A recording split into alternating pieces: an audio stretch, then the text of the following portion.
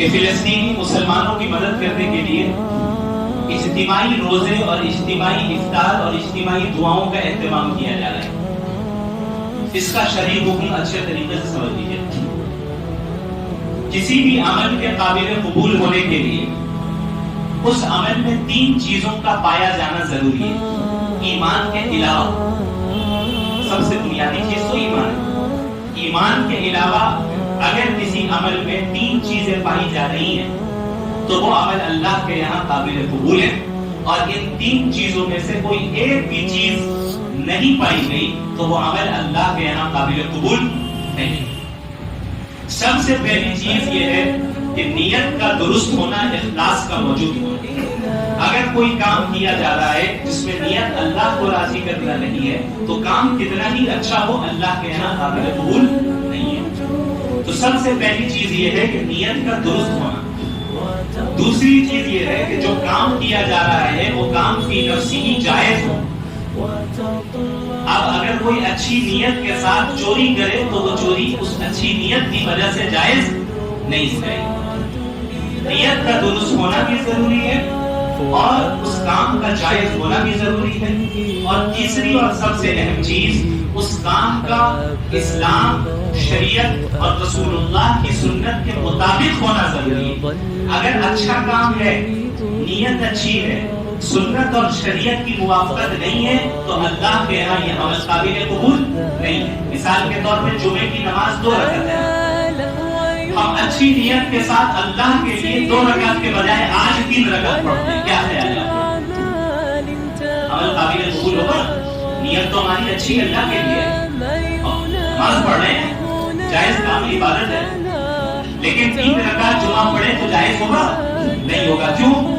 کیونکہ اگرچہ نیت اچھی ہے، اگرچہ کی نفسی وہ کام جائز ہے، لیکن تیسری شرط یہاں نہیں پائی جا رہی ہے کہ اس کام کا شریعت کے مطابق، سنت کے مطابق ہونا ضروری ہے۔ چونکہ رسول اللہ نے 2 رکعت ہی جمعہ پڑھی ہے، شریعت نے جمعہ کی نماز کی 2 رکعتیں ہی بیان کی ہیں، لہٰذا اس میں ایک بھی اضافہ کرنا یا حذف کرنا یہ جائز نہیں ہے، کرنے سے عمل قبول نہیں ہوگا۔ 3 چیزوں کا ہونا ضروری ہے۔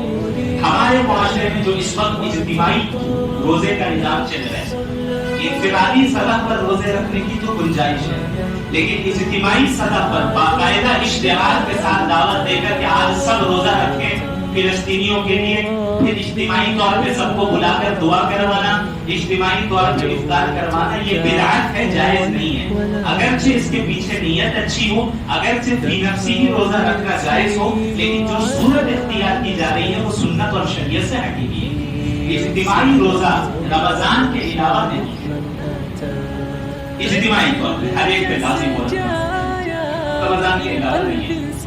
اور عام دنوں میں اللہ کے نبی نے کبھی بھی اجتماعی روزے کی دعوت نہیں دی، حالانکہ بڑی بڑی آزمائش سے گزرے صحابہ، احد میں، تیر مؤونہ میں جتنے صحابہ کو شہید کیا گیا، کہا جاتا ہے سب جمع ہو جائیں آج ہم ان مظلومین کے لیے روزہ رکھیں، کر سکتے تھے نا، نہیں کیا۔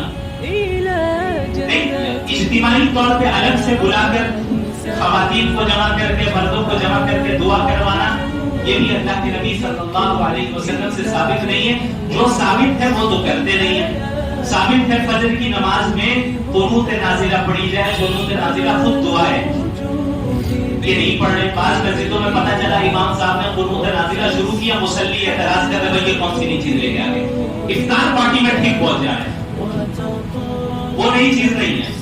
امام صاحب قنوت نازلہ پڑھ رہے ہیں، نئی چیز ہے، حالانکہ قنوت نازلہ پڑھنا ایسے حالات میں رسول اللہ کی سنت ہے، اس کو نائز کیجیے، اس کو زندہ کیجیے۔ ان حالات میں ہم قنوت نازلہ کے ذریعے دعا کریں۔ اجتماعی طور پہ روزہ رکھنا، اجتماعی طور پہ افطار کرنا، نفلی روزہ اجتماعی طور پہ کرنا، نفلی طور پہ افطار اجتماعی طور پہ کرنا، یا اجتماعی دعا کا اہتمام کرنا لوگوں کو ایک جگہ جمع کر کے، یہ قطعاً جائز نہیں ہے، بدعت ہے۔ اللہ کے نبی نے فرمایا کہ جس نے بھی کوئی ایسا عمل کیا جس کا ہماری شریعت سے تعلق نہیں ہے وہ عمل ناقابل قبول ہے، مردود ہے۔ یہاں تک کہ ہمارے فقہا نے تہجد کی نماز کو بھی جماعت کے ساتھ اعلان کر کے پڑھنے کی اجازت دی، اعلان کیا جائے کہ آج یہاں پہ ہمارے یہاں تہجد کی نماز پڑھی جائے گی، تمام حضرات آ جائے، یہ درست نہیں ہے، یہ درست نہیں ہے، کیونکہ آپ ایسی نماز کی جماعت کا اعلان کر رہے ہیں جو رسول اللہ سے ثابت نہیں ہے صلی اللہ علیہ وسلم.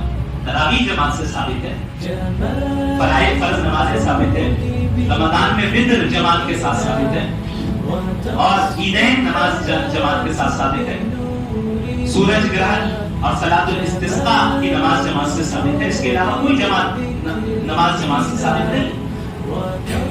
اسی طریقے سے اجتماعی روزہ تو رمضان میں ہوتا ہے.